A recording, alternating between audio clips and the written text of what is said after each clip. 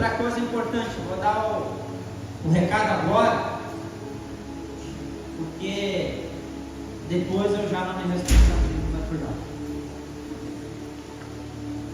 Nós estamos fazendo uma pizza no dia 27 de março, R$25 o valor dela, todos os cartões. Quem quiser nos ajudar a vender aí. Esse mês a gente está com uma movimentação grande na igreja, devido aí a toda a movimentação da conferência também, segundo a Viva Brasil Sapiranga. E amados, essa conferência ela vai crescer até chegar ao ponto de nós fechar o Nenezão, usada de evangelística, de curas, milagres, e ainda ela não vai parar em nós. Nós queremos unir ainda outras igrejas para que elas se reúnam, para que esse avivamento caia sobre a cidade. Pessoas que anseiam pela mesma expectativa do derramar do Espírito sobre uma cidade inteira. Porque não se trata só de uma placa de igreja, não se trata só de um nome de um pastor, não. Se trata daquilo que Deus vai fazer coletivamente sobre a terra. E eu já entendi que o próximo derramar do Espírito, ele não vai ter o nome de uma placa de igreja, ele não vai ter o nome de um pastor, mas o nome de pessoas que anseiam por esse derramar do Espírito aconteça. E não só anseiam por isso, mas pessoas que estão dando a vida para isso. Por que eu falo isso? Porque tem pessoas que elas têm o desejo disso. Mas entenda uma coisa, se o nosso desejo e o nosso anseio não virar uma ação, é só um desejo. É só um desejo que está guardado aqui sobre nós. Entenda, todo o anseio, o desejo que Deus coloca no teu coração, Ele espera de você uma coisa: fé que vai gerar ação. Fé que vai gerar ação, para que aquilo que Ele botou dentro de você se torne prático. E Ele vai colocar pessoas ao redor de você, muitas vezes, para impulsionar isso, para que isso venha acontecer e Deus seja glorificado na terra. Amém? Efésios 4:16. Dele, todo o corpo ajustado e unido pelo auxílio de todas as juntas, cresce e edifica a si mesmo em amor, na medida em que cada parte realiza a sua função. Entenda isso. Na medida que cada parte realiza em sua função. Amados, eu vou falar hoje sobre a unidade da igreja, o que é ser igreja. Mas eu quero que também você pegue essa palavra e pense em duas direções: como igreja, como teu posicionamento de igreja, e também dentro do teu casamento. Você tem uma cosmovisão dentro dessa palavra, para dentro do teu casamento, do teu papel, da tua postura diante da tua esposa, diante dos teus filhos, a esposa diante do marido e diante dos filhos, e os filhos que estão nos escutando aqui diante dos seus pais. Amém? Porque os fundamentos, o ensino que ela traz, ela impulsiona para tudo isso. A carta de Paulo aos Efésios, ela é um hino da soberania de Deus, sendo expressada e sendo revelada através da vida de Paulo a todos nós que éramos pecadores.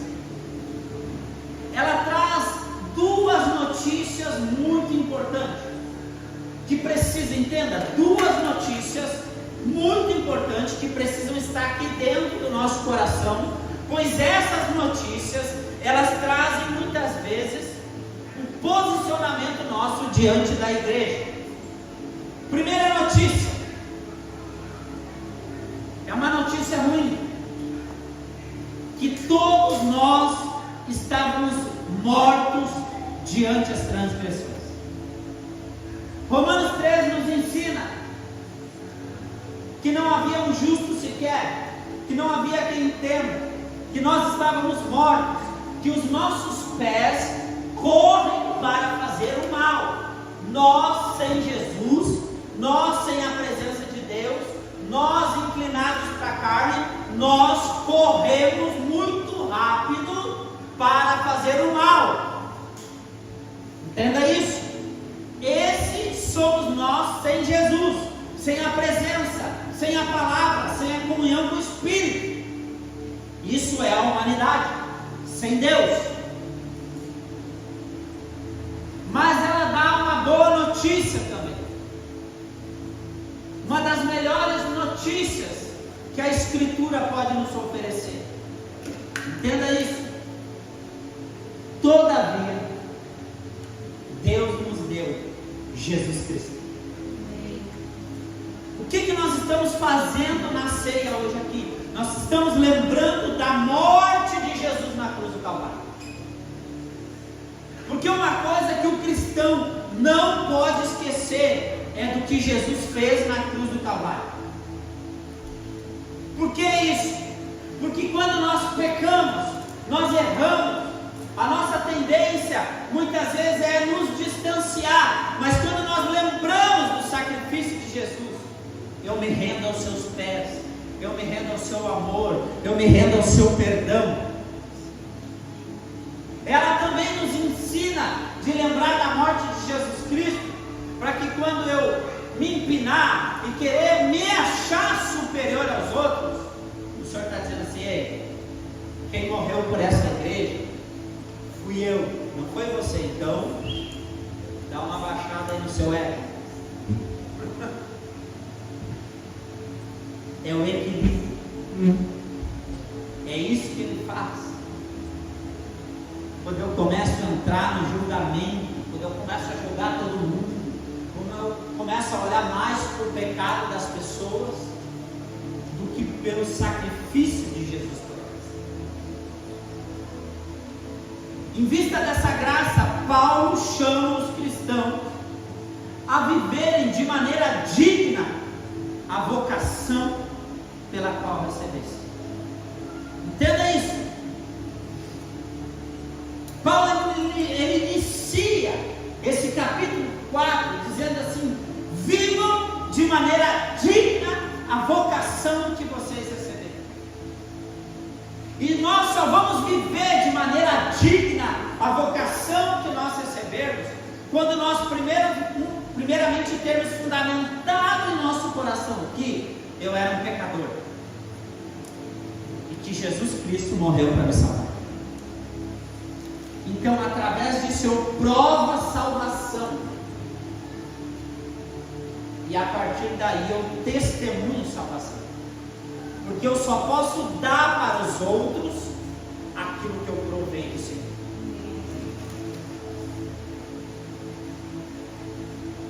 Por isso que o Espírito vem sobre nós e nos torna testemunha, porque é Ele que nos convence do pecado de não crer em Jesus, da justiça da cruz do Calvário e do juízo eterno, da condenação, do pecado, do inferno. Entenda, falar inferno hoje não está muito na moda, mas nós temos que lembrar e termos a consciência que o Senhor nos livrou da condenação ao inferno por causa dos nossos pecados. Entenda isso. Nós precisamos ter consciência disso. Efésios 4, ele nos chama à maturidade, ao crescimento, usando palavras simples, mas vitais e fundamentais para as nossas vidas e para uma igreja viver o que realmente ela foi criada para viver. Por isso que você tem que, teminha de casa, meditar em Efésios 4. Entenda isso.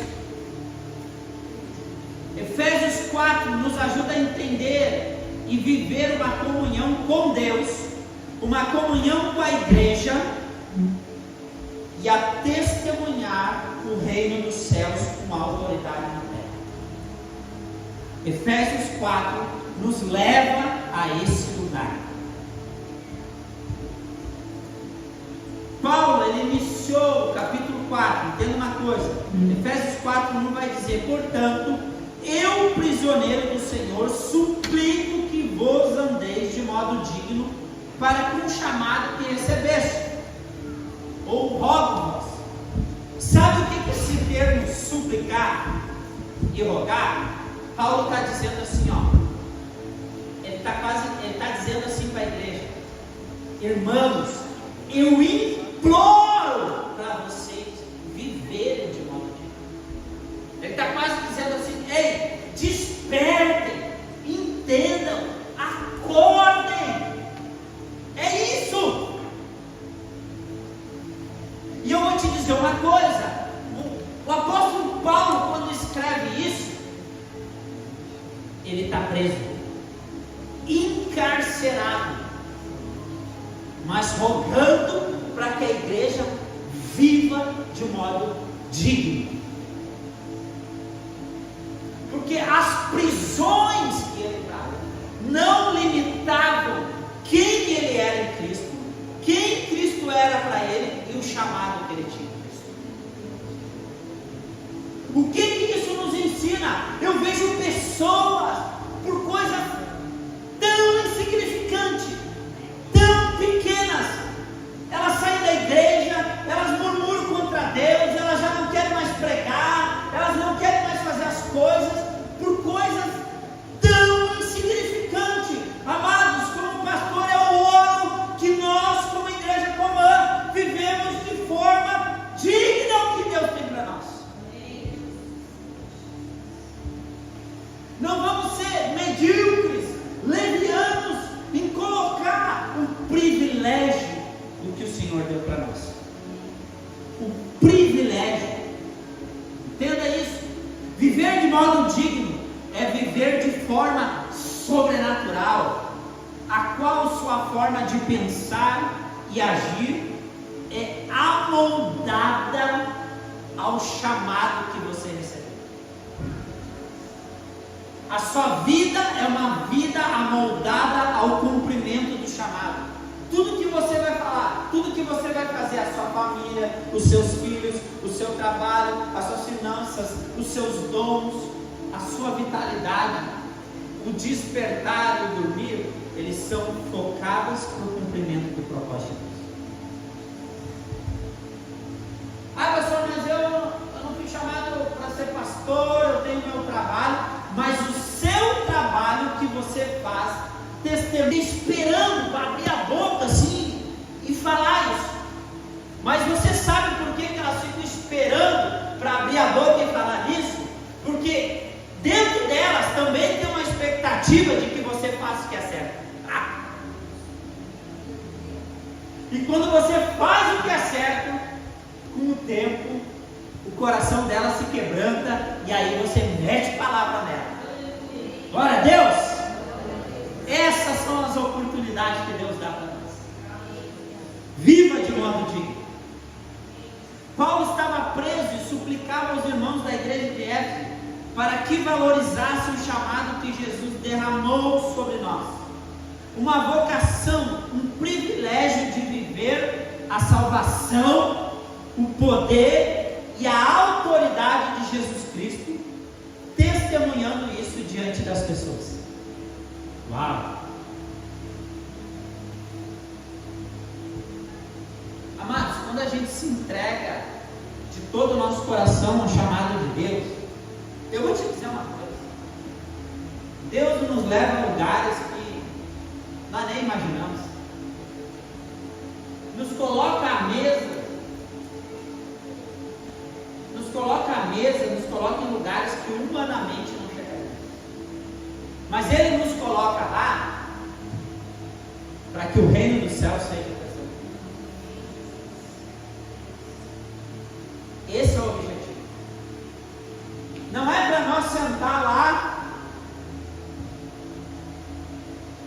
dizer, e aumentar o nosso ego e dizer, não, agora eu tenho status. Não, amados. Pois não sou eu que vivo em Cristo, mas Cristo vive. Que eu sente lá e Jesus seja glorificado. Que a pessoa olhar para nós e dizer assim, ei, você é diferente. Eu vejo Jesus em você. Eu vejo Jesus. Esse é o ponto. Esse chamado jamais pode ser operado pela capacidade humana. Entenda, o chamado de Deus, genuíno, ele jamais pode ser operado na força humana. Ah, pastor, mas eu conheço lugares. Ah, eles aparentam ser, mas não são. Porque o sobrenatural, ele desce sobre corações que amam e desejam testemunhar a glória de Deus. Ah, mas pastor, lá em Mateus 7 diz muitos expulsaram demônios, curaram enfermos, operaram maravilhas, mas apartai-vos de mim, porque eu não vos conheço. Amados, o Senhor às vezes se move sobre essas pessoas por misericórdia das outras, não por causa delas. Mas eu vou te dizer, não tem como esconder um homem cheio do Espírito Santo, uma mulher cheia do Espírito Santo, uma família cheia do Espírito Santo. Não tem como esconder. Eles emanam, eles explodem luz, eles explodem unção por onde passam. E isso, o sobrenatural se torna natural em sua vida.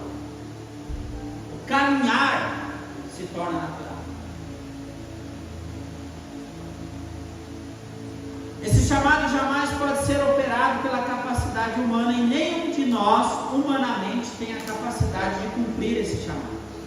Mas Deus opera em nós o quê? O querer e o realizar. Mas eu preciso permitir com que Deus opere isso em nossas vidas. Porque aquele que começou a boa obra é fiel para cumprir. Entenda, Deus é fiel para cumprir o chamado dele, as palavras dele sobre as nossas vidas. Mas o nosso posicionamento vai definir se essas promessas vão se tornar realidade ou não. Entenda isso. Quem entende isso não serve Jesus por conveniência, ele serve por convicção. Andar de modo digno é servir ao chamado de Deus por convicção. Nós vencemos a ofensa, nós vencemos pressões, nós vencemos opressões, nós não negociamos princípios e valores, mas também aplicamos tudo e qualquer pressão e opressão com sabedoria de Deus. Nós vivemos em santidade, na busca pela santidade. Nós suportamos as tentações que nos vêm para desconfigurar o nosso caráter do caráter de Jesus. Porque testemunhar a Deus exige de nós um caráter de como Ele também é. Entenda isso. Charles Spurgeon nos alerta: o que somos no escuro é o que verdadeiramente somos diante de Deus. O que nós somos quando ninguém está nos olhando é o que nós verdadeiramente somos diante de Deus. A forma como nós falamos, a forma como nós nos posicionamos, ela define quem nós somos verdadeiramente diante de Deus. Aquilo que você, muitas vezes, você está lá, num lugar de anonimato, naquele momento não tem ninguém, ou talvez não tenha outras pessoas que possam visualizar a sua aparência de cristão. Ali você está mostrando quem verdadeiramente você familiar e a sua tendência talvez seja só falar mal da igreja, mal das pessoas, e seus filhos vão ouvindo aquele ambiente, eles vão criando uma cosmovisão na sua mente e no seu coração, que não vale a pena servir a Deus, não vale a pena estar em comunhão com a igreja. Aí quando eles crescem, eles se desviam e você se pergunta: mas eu ia na igreja, mas lá em casa eu só falava mal de todo mundo, eu só reclamava. A mesma coisa no casamento. Entenda, você tem um filho homem dentro de casa, mas você é uma mulher que só reclama, só murmura. Aquele filho vai lá: eu não vou casar, não. Se é para casar com uma mulher que só reclama e só murmura, por que eu quero casar? Você entende como comportamentos definem o futuro dos nossos filhos?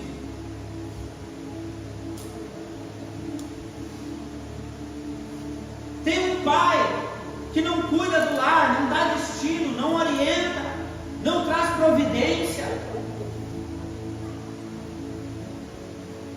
Possivelmente, se você tem uma filha mulher, ela vai procurar em outro homem aquilo que você não faz.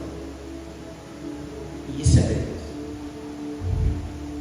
porque ela vai querer entrar num relacionamento procurando um pai em vez de um marido, e aquele homem, ele não vai conseguir suprir essa necessidade,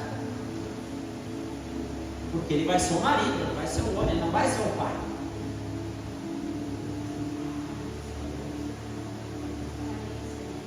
Não vai suprir essa carência. Obrigado. Você entende isso? Por isso que tem tantas meninas novas, 10, 11 anos, querendo sair correndo para se relacionar, para ter relação sexual. Mas por quê? Porque elas não são supridas a partir do seu pai. Entenda isso. Cada família que está aqui é um testemunho na segunda sala da igreja de domingo. Cada família que está aqui. Obrigado. Deixa eu te fazer uma pergunta que me veio no espírito agora. Sabe quando explode algo dentro de você? Quantas almas você tem trazido para Cristo nesses últimos tempos? Essas almas, ou a ausência delas, é o resultado do evangelho que você tem, do testemunho que você tem. Eu não sei você, mas quando eu vejo um ali que eu tenho a oportunidade de pregar a Cristo, eu vou. Eu já perdi muito cliente lá no brechó por pregar a Cristo, mas não estou nem aí, que Cristo seja pregado. Que nem uma vez chegou uma cliente lá, e ela dizendo assim: não, porque quando eu oro na igreja as coisas acontecem, porque quando eu prego na igreja as coisas acontecem, porque quando eu faço na igreja as coisas fluem. E aquilo me incomodou no espírito. Eu disse: irmã, me desculpe, mas não é a senhora que faz, é o Espírito de Deus que faz.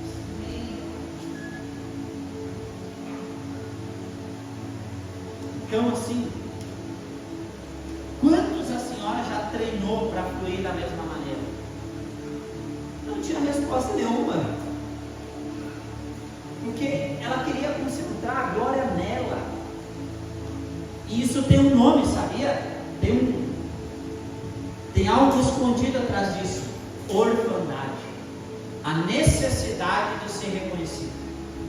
Porque quando eu faço, amados, meu Deus, eu tenho o privilégio de compartilhar o evangelho, o poder de Deus, mas é um privilégio que Deus me deu, mas é Ele que opera. É Ele que opera. Esse entendimento nós precisamos ter.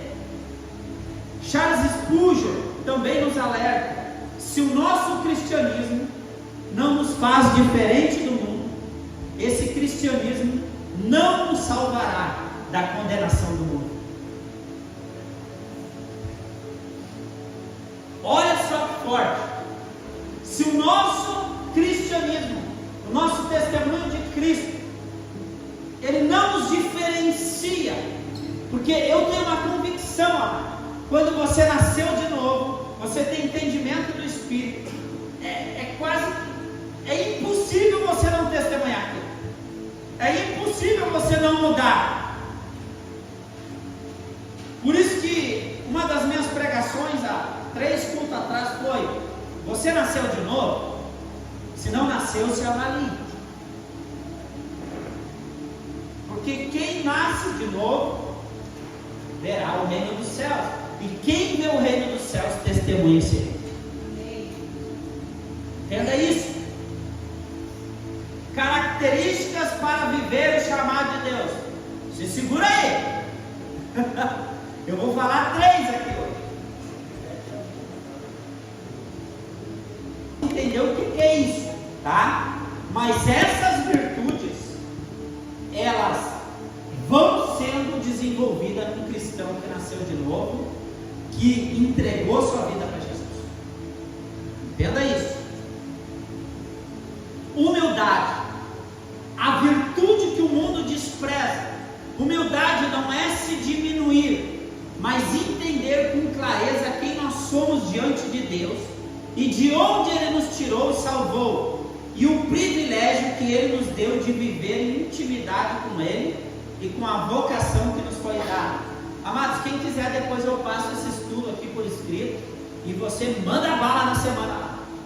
Vai lá e deixa isso te pegar ainda mais e faz um livro com isso lá na tua casa. Amém? Eu mando para todos vocês. Entenda uma coisa: por que eu falei lá, da onde Jesus nos tirou? Eu sei da onde Deus me tirou. E quando eu olho para trás, eu não sinto saudade. Eu sinto vergonha de ter vivido aquela vida e na miséria. Quando eu olho para trás, eu digo: meu Deus, por que eu não entreguei ainda mais rápido na vida para Cristo? Porque Ele me chamou aos 14, me chamou aos 21, mas eu vim na paulada aos 28 anos. Muita coisa poderia ter sido remida antes da minha vida. Então se entregue quanto mais rápido possível. A humildade nos ajuda a entender que somos criaturas resgatadas pela graça, um favor imerecido. Ter esse fundamento da humildade ajuda-nos a quebrar o orgulho, amar e suportar o nosso próximo, mantendo o vínculo da paz em amor. A humildade, ela quebra todo e qualquer orgulho dentro de nós e nos faz, como igreja, suportarmos uns aos outros em amor, mantendo o vínculo da paz. Olha como a humildade no coração do ser humano faz. Nenhum homem pode ser grande para Deus se ele se achar grande para si mesmo. Ninguém, quando a gente acha, eu faço, eu aconteço, eu sei fazer, eu isso, eu aquilo, ele está se achando grande. Esse homem não pode ser grande para Deus.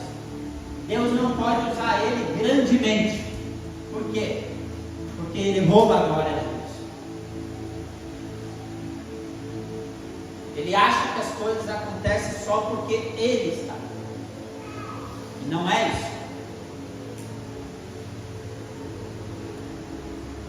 Eu, pastor Tiago Minho, eu desejo do fundo do meu coração, diante de Deus aqui, estou diante de um altar, com amor e temor a Deus. Eu desejo que essa igreja funcione sem mim. Eu desejo chegar a um ponto que eu não seja necessário para Deus. E não ser necessário não é que eu não vou fazer parte. Não. As pessoas vão estar fluindo tanto em Deus, verdadeiramente naquilo que Deus a chamou, vocacionou, direcionado. Glória a Deus. Discípulo gera discípulo. Esse é meu coração. Eu acho que o coração coração do pastor, ele funciona que nem o coração de um pai. Sabe quando o pai quer ver os seus filhos todos bem-sucedidos? Você deseja ver os teus filhos todos bem-sucedidos? Sim ou não? Assim é um coração de um homem, de um líder, de um homem e de uma mulher de Deus deve ser. Que todos sejam bem-sucedidos. Por isso que quando muitas vezes nós exortamos, nós damos um puxão de orelha, nós trazemos, a gente cobra um pouquinho, amada, é para você ser bem-sucedido. Porque às vezes o Senhor está te chamando para a direita e você está andando para a esquerda. Às vezes Deus está dizendo assim, vai no meio, e você está indo lá para a direita. E não está entendendo. E entenda uma coisa, no meio do corpo de Cristo, que muitas vezes Deus vai corrigindo a nossa rota, as nossas fragilidades, os nossos pecados, os nossos desafios. Assim como num casamento, o homem ajuda a corrigir a mulher ajuda a corrigir o homem, os filhos ajudam a corrigir os pais os filhos, e todos crescem. Todos crescem. Agora vamos lá. Mansidão. Ser manso não é ser fraco. Pega aí. Mansidão é ter o poder de escolha sem querer esmagar o outro.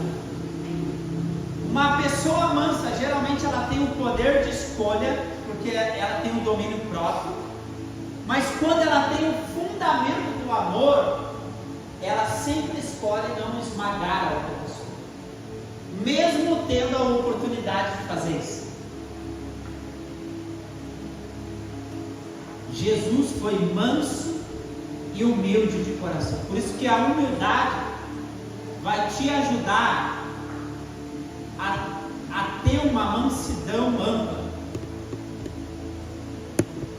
Uma coisa está interligada à outra. Mansidão é você manter o coração firme mediante uma situação, mediante uma pressão, mediante uma adversidade, ou mediante alguém que errou com você. Entenda isso. Sem perder o amor e a ternura. Você corrige o erro, mas traz, vamos nos levantar, vamos avançar, vamos andar segundo a milha, vamos fazer isso. A mansidão produz isso em nós. Ser manso é saber ter controle nos momentos de grande adversidade.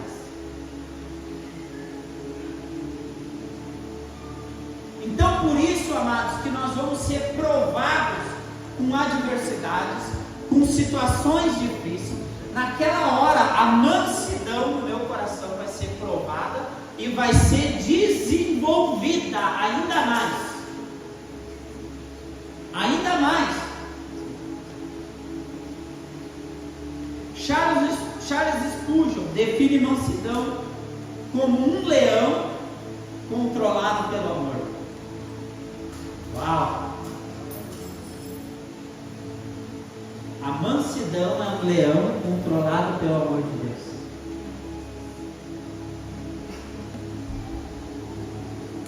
Agora vamos para outro ponto. Longanimidade. Isso é uma virtude do Espírito. Isso está lá em Gálatas 5:23, que fala sobre as virtudes do Espírito. Mas toda virtude do Espírito, ela começa, qual é a primeira? Amor. Porque sem o fundamento do amor incondicional de Deus, ninguém de nós consegue manter essas virtudes, não consegue desenvolver essas virtudes, ninguém. Por isso que o amor incondicional de Deus precisa ficar claro em nossas vidas, fundamentado em nossas vidas para ser testemunhado através de nossas vidas. Longanimidade. Olha só o que é a longanimidade. A paciência. Presta atenção nisso. Longanimidade é a paciência, pega aí, que suporta provocações sem revidar. Uau! Meu Deus! A pessoa longânima, ela está tomando pau. Às vezes ela está tomando calúnia, ela está tomando ali, mas ela diz assim, ó, Deus está no controle. Uau! Vem Espírito Santo, fogo, queimando toda a palha, todo feno, toda a madeira em nossos corações essa manhã, que nós nos tornamos uma igreja humilde, mansa e longânima, porque assim o mundo verá Cristo em nossas vidas. Uau! Esta virtude é rara, pois ela não exige somente ter controle das emoções, mas ser fundamentada no amor incondicional de Deus, o amor genuíno. Meu Deus!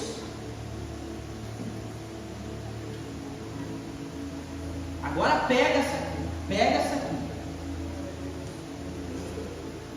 Longanimidade é andar no oposto à pressa de julgar e condenar, mas ter a paciência de esperar um momento oportuno para tratar cada situação adversa que aparece. Uma pessoa longânima, ela sabe tratar cada situação, cada adversidade.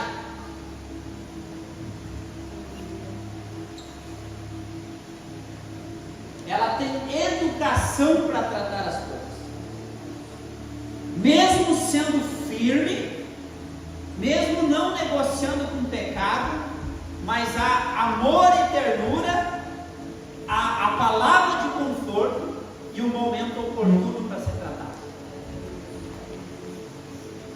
Uma pessoa longânima tem essa característica.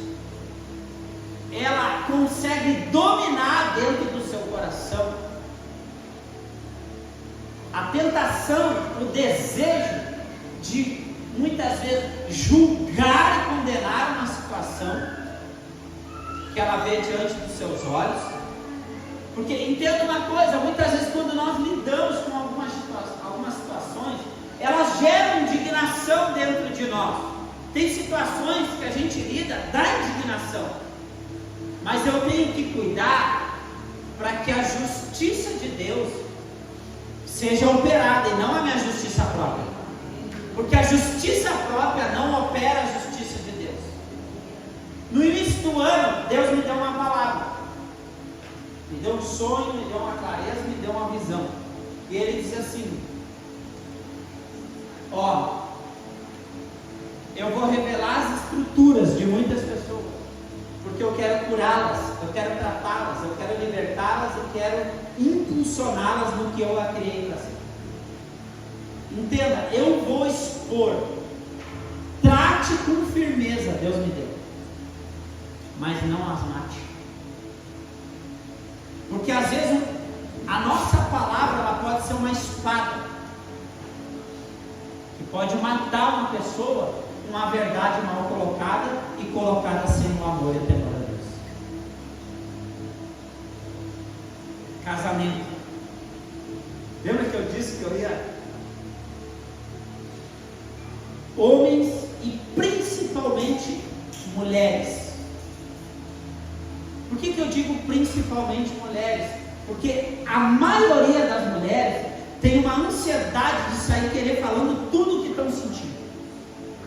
Só que eu te digo uma coisa: se você colocar essa verdade numa hora errada, você castra o seu marido para viver o propósito de Deus. E se você faz isso na frente dos seus filhos, na frente da sua família, você não somente castra o seu marido, mas você começa a castrar os seus filhos. O marido, entenda uma coisa, se ele não tiver mansidão, humildade, longanimidade para, na hora de exercer a sua autoridade dentro de casa, ele começa a agir com autoritarismo e machismo. Entenda isso. Por isso que ele tem que ter humildade, mansidão e longanimidade. Porque ele vai saber tratar o que precisa ser tratado. Ei, tem coisas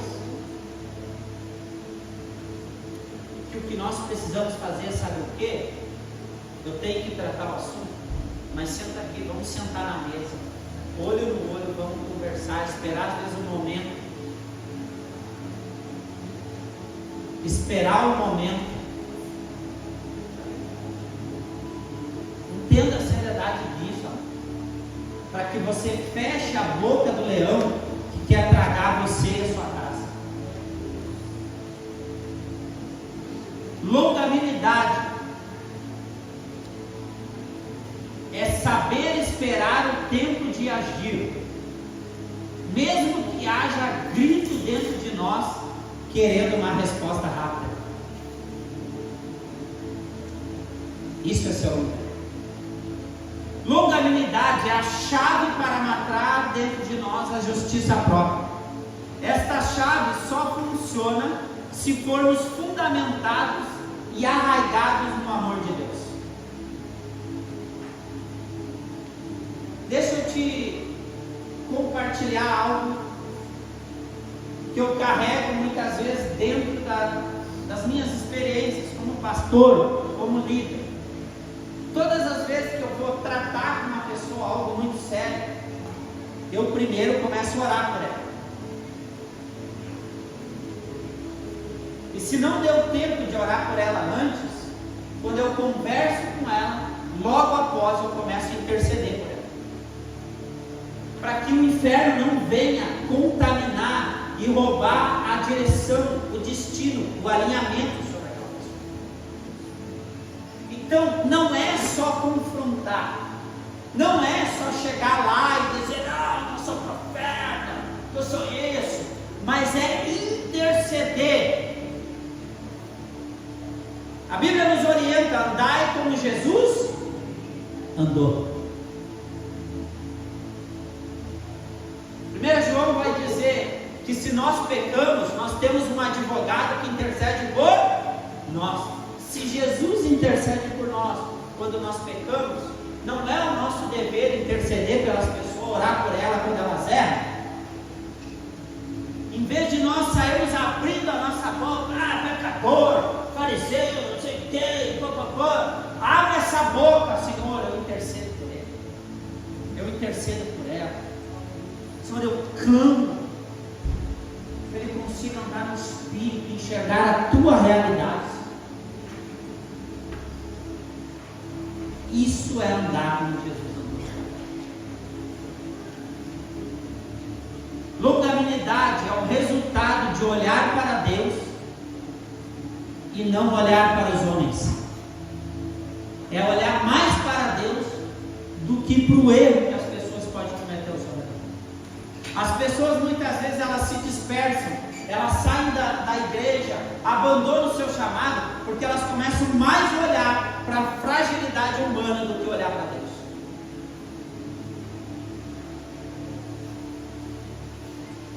Só assim conseguiremos suportar uns aos outros, pois isso é o fundamento do amor.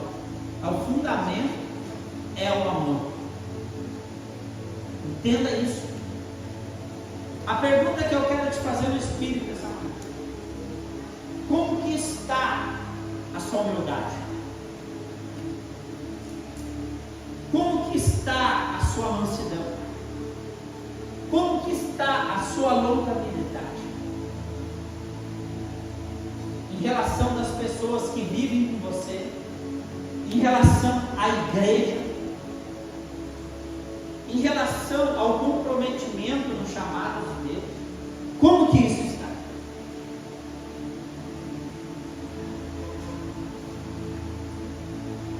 outro ponto: zelo pelo vínculo da paz. Efésios 4:3, procurando cuidadosamente manter a unidade do Espírito, do vínculo da paz. Zelo pelo vínculo da paz. Amar verdadeiramente é escolher andar a segunda milha, mesmo quando nós temos motivos para abandonar. Mesmo. Entenda isso. E eu vou te dizer uma coisa: Deus vai permitir pessoas pecarem do nosso lado em situações adversas, mas muitas vezes isso é mais para provar o nosso caráter, o nosso posicionamento, a nossa firmeza, do que propriamente a pessoa em si. Aquilo ali pode nos promover em Cristo ou nos reprovar em Cristo. Guarda isso que eu estou dizendo. Isso me veio muito forte no espírito agora. Isso aqui não está aqui. Às vezes, o Senhor vai proporcionar pessoas a errarem do seu lado. Elas já estão inclinadas para o erro. Mas o Senhor vai proporcionar ser do seu lado para provar o caráter de Cristo em você.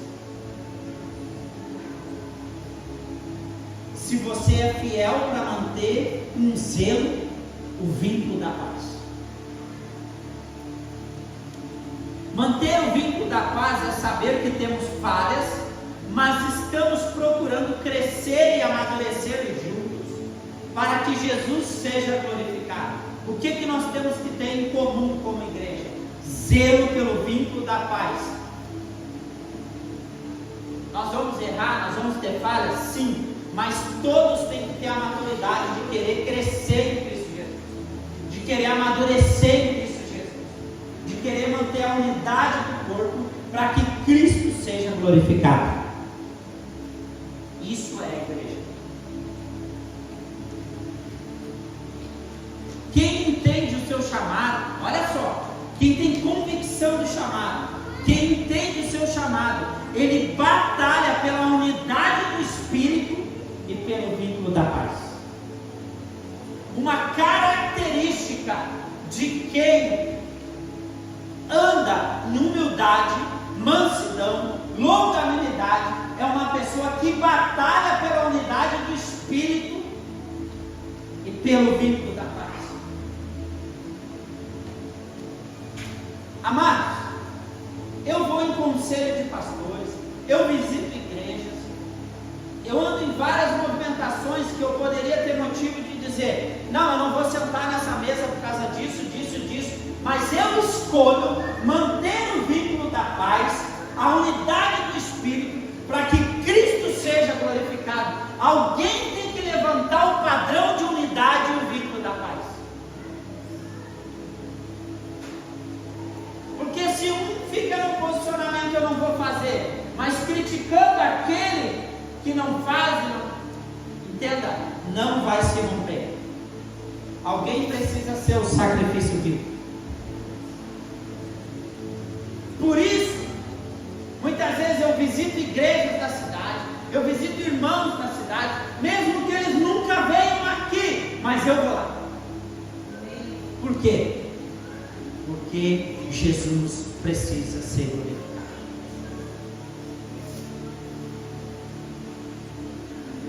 Esse é o ponto. Qual é o chamado de Deus? Entenda, às vezes a gente quer colocar tantas coisas na frente como justificativa para não fazer aquilo. Quando eu partir para a glória de Deus, eu quero partir como testemunho de um homem que batalhou pela unidade do corpo de Cristo em Sapiranga, no Rio Grande do Sul, no Brasil, até que Cristo venha. Entenda isso.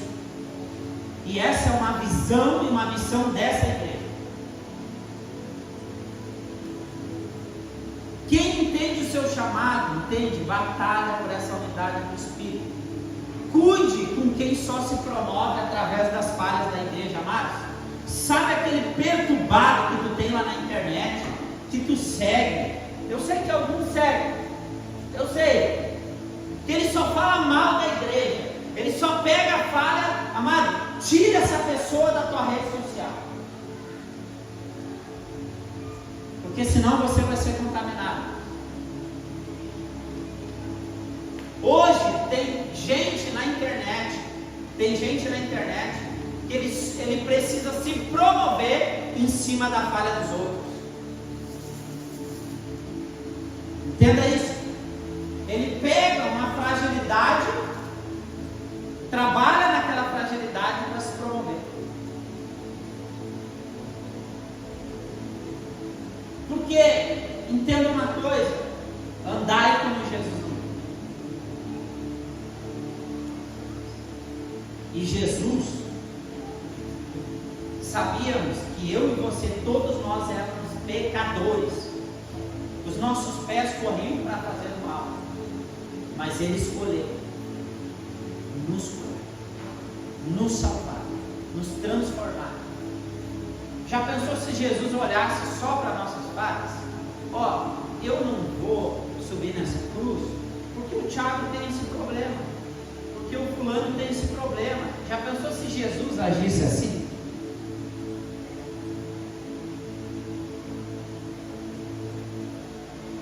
Então, por isso que a Escritura diz: andai como Jesus andou.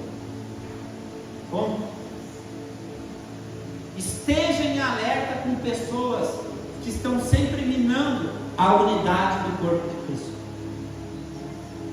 Primeiro, não seja essa pessoa e tenha alerta de não colocar os seus ouvidos, principalmente quando você está num período de fragilidade ou passando um desafio. Sente com pessoas que têm uma maturidade de fé, pessoas que vão te ajudar a se alinhar. A carta aos Efésios nos chama para sermos unidos como igreja e nos dá os fundamentos para essa unidade. E ela está nos chamando para uma coisa hoje: não é mais tempo de meninice.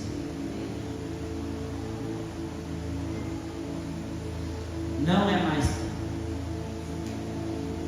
A aceleração escatológica no mundo está muito rápida. Então o Espírito de Deus está falando assim: ei, não é mais tempo de ser menino, de andar meninice. Se posicione, se santifique, se converta e avance, porque eu estou às portas. O Espírito e a noiva estão dizendo hoje: vem.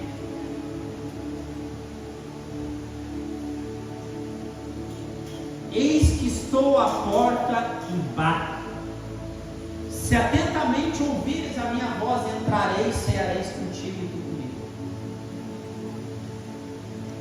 Mas não é mais tempo de andar nas meninices que tem levado a muitos à destruição.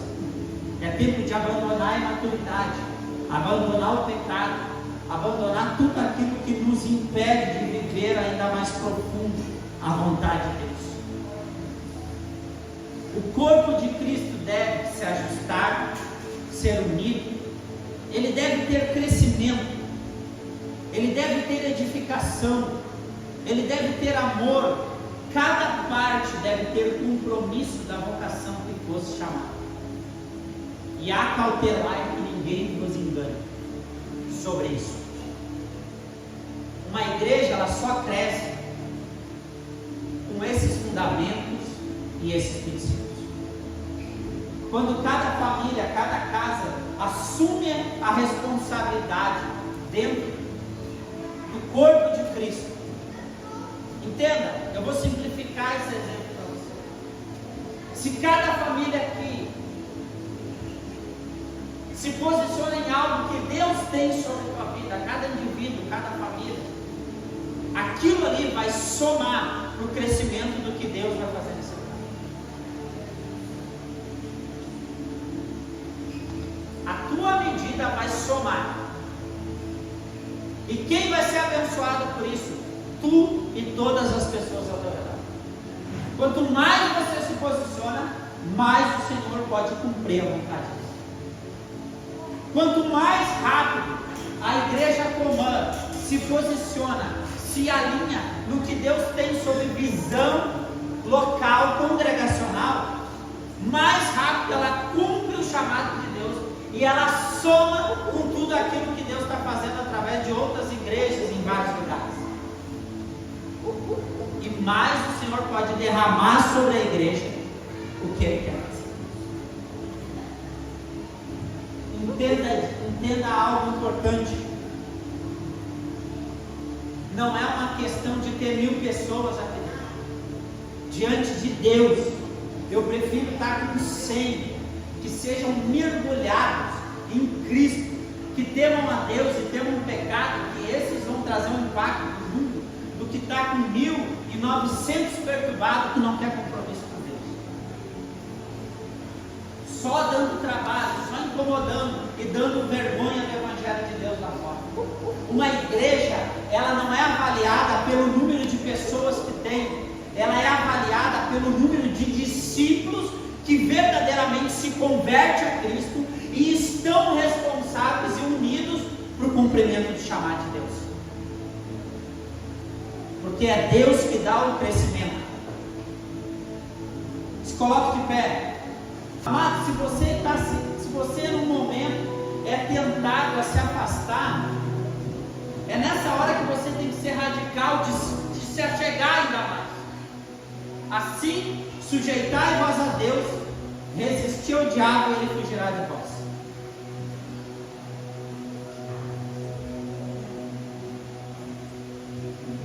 Sujeitai-vos a Deus, resistir ao diabo e ele fugirá de vós. Eu quero que você ore essa manhã. Se tem pessoas que estão aqui que você precisa perdoar, essa manhã você vai perdoar. O Senhor não está te chamando. Talvez se você marcar, você tem que marcar. Talvez se você precisa de mais tempo, sentar, conversar com essa pessoa, perdoar ela, liberar a vida dela, marque essa semana, mas faça essa semana. Nós temos que sair de um lugar de meninice, que cada ceia nós vamos empurrando para frente aquilo que precisa ser tratado hoje. Seja humilde. Quanto mais nós somos humildes, mais nos expomos diante do Senhor, mais rápido as promessas de Deus se cumprem. Se você tem que perdoar talvez pessoas de outra igreja, de outras movimentações passadas, talvez essa manhã, se o Senhor te direcionar, ligue para essa pessoa. Mas se não for tempo oportuno, comece a orar por essa pessoa, para Deus fazer a movimentação e no momento oportuno você liberar. Mas não é mais tempo de carregar fardos que não são do Senhor. Amém? Pai, em nome de Jesus, a tua palavra fala. Pois eu recebi do Senhor o que também vos entreguei, que o Senhor Jesus, na noite que foi traído, tomou o pão. E logo após haver dado graças, o partiu e disse: isso é meu corpo que é dado por vós. Fazei isto em memória de mim. Do mesmo modo, depois de comer, ele tomou o cálice e declarou: este cálice é a nova aliança do meu sangue. Fazei isso todas as vezes que o beberes em memória de mim. Portanto, todas as vezes que comeres desse pão e beberes desse cálice, proclamai a morte do Senhor até que Ele venha. O Senhor morreu por nós. Examine o seu coração. E lembre, Jesus está voltando. E eu quero entrar com cada um de vocês na glória de Deus. Eu quero entrar lá com cada um de vocês. Nós vamos chegar lá e vamos dizer: valeu a pena viver em Cristo. Vamos fazer valer a pena o sacrifício do Cordeiro. Nós vamos fazer valer a pena. Nós vamos viver o chamado de Deus com ousadia, com amor e temor. E Deus está te levantando hoje para isso. O Senhor está confirmando, afirmando e declarando essa manhã: eu estou te levantando para isso. Não se apegue às meninices. Se posicione, se alinhe e deixe os céus descer sobre a tua vida. Deixe o céu descer sobre a tua casa. Deixe o céu descer sobre você. Deixe o céu descer. Eu fiz a ferida, eu saro. Mas se posicione. Não se apegue em ofensa. Não se apegue no que você errou lá atrás. Apenas aprenda. Guarde o erro. Diga: não, aqui jamais eu farei de novo. Mas eu sigo para o alvo, que é Cristo. O cair é do homem, o levantar é de Deus. Mas se levantamos hoje como igreja e repreendo em nome de Jesus, nós como igreja repreendemos todo espírito de miséria, todo espírito de condenação, porque não há nenhuma condenação para aqueles que estão salvos em Cristo Jesus. Eu repreendo essa manhã todo ataque, todo empecilho que tem feito esta igreja crescer e se desenvolver em nome de Jesus.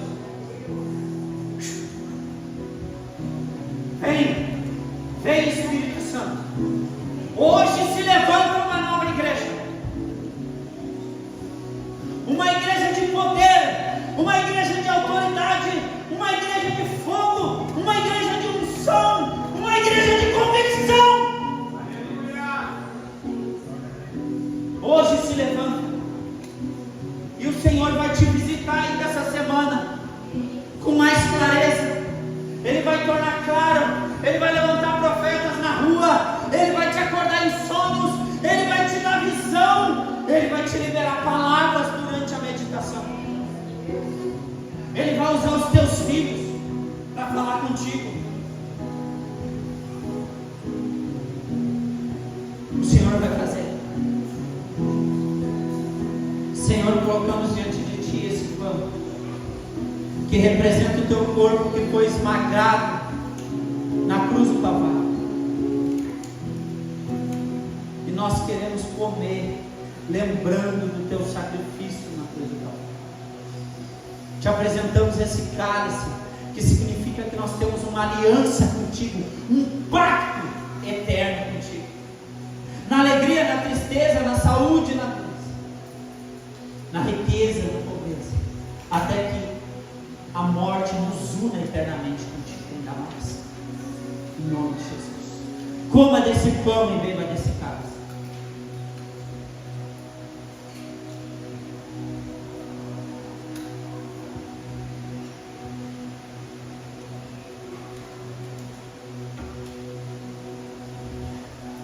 A nossa aliança tem um sabor. Assim como esse suco desce um paladar doce,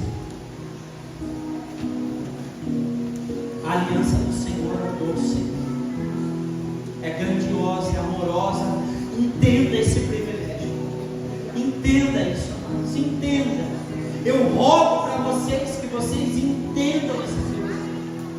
Que vocês entendam para que cada um foi resgatado, sarado, curado, chamado.